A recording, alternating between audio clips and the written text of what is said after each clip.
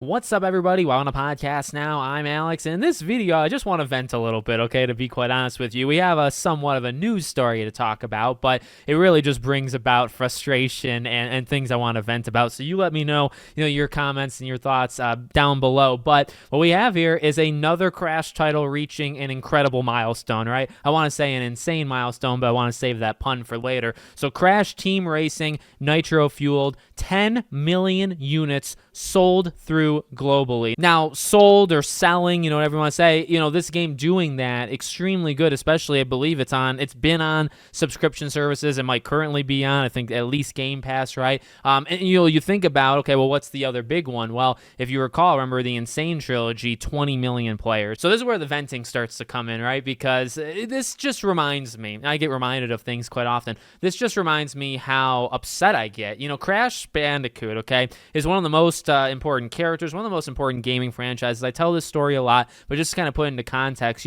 my very first game I ever played, including actually my very first gaming memory, but it was no joke, the first game I ever, touched a controller for is Crash Bash, okay? It will always hold a very special place in my heart, but my early days, there's family videos, recordings of me as a 4-year-old, as a 5-year-old, as a 6-year-old. All I played was Crash Bash, Crash Team Racing, the early, the trilogy, Crash 1 through 3. That was my whole life. I looked at it as like a graduation, or I look at it now, of like Crash to Sly Cooper. When I got to like 9 or 10, I jumped to Sly. Now in between, there was Spyro, and there was Jak and Daxter, and there was Ratchet and Clank, other things here and there. But my earliest childhood was Crash. It'll always be one of, if not the most important franchises, of my life. And I mean that genuinely. So to see, because we've talked about in the past, all of the stuff that they've done with Crash in a negative way, the canceled Crash 5, as it were, the Crash and Spyro kind of team up that was going to happen there. I did a whole video. Liam Robertson, I believe, did the whole investigative journalism thing. Super incredible, what he was able to find.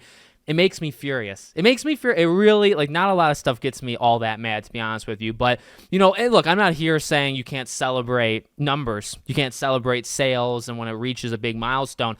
But doesn't this put it into context for you? 20 million for the Insane Trilogy, 10 million for a racing game. And then, you look at Crash 4, and remember, Crash 4 ended up doing well. And a lot of these games just need time, specifically platformers like Crash. They need time. You're not going to sell 5-10 million units in the first month or two. It's just not going to happen. You give it long enough, and that's really what you saw with Crash 4. So why am I here? Okay, I just feel it's very insulting, even though, yeah, you're highlighting numbers, okay? I don't want to take it too seriously, but shall we remember, what they took from us? This is what I tweeted. This is a franchise that, can you believe that you would see this graphic, and at the same time, I would tell you that Crash Bandicoot is dead to Activision? Would you believe me? The answer would be no. But, this is the world that we live in, is that you had a game do 20 and 10. Amazing. Other games would be very envious of you, right, for that. And Crash 4, obviously weaker, obviously has not reached those marks, but did well. Long-term did well.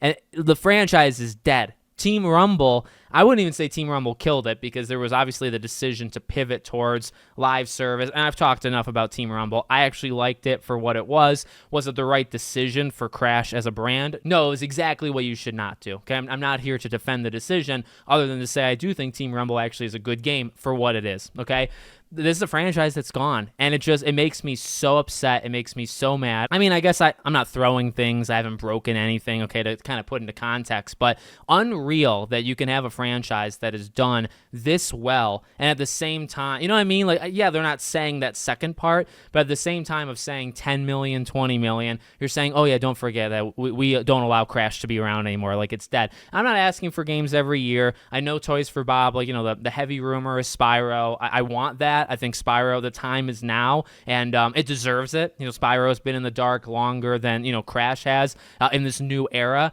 I do think Spyro deserves it, but, it's not even Toys for Bob. It's just Activision as a brand, and these brands themselves, these IPs. How do you just let that sit there? You know what I mean? Like, you have it and you just let it sit there and you do nothing with Crash. Meanwhile, you're having these older games. Like, given the right love and attention, like, can you have these games do those numbers again? I think the answer is yes, because like, you don't sell 10 million to then, like, those 10 million people aren't gone. They're not dead. You know what I mean? It's like, how can you not believe that you could somehow get them back, some way, somehow through another game? I just do not understand the logic to see it doing so well. And yeah, they're past games remade, but then you don't do anything in the future. And I mean, and what we did get was a live service spin-off, battle royale type situation thing. And again, like, what it is what it is.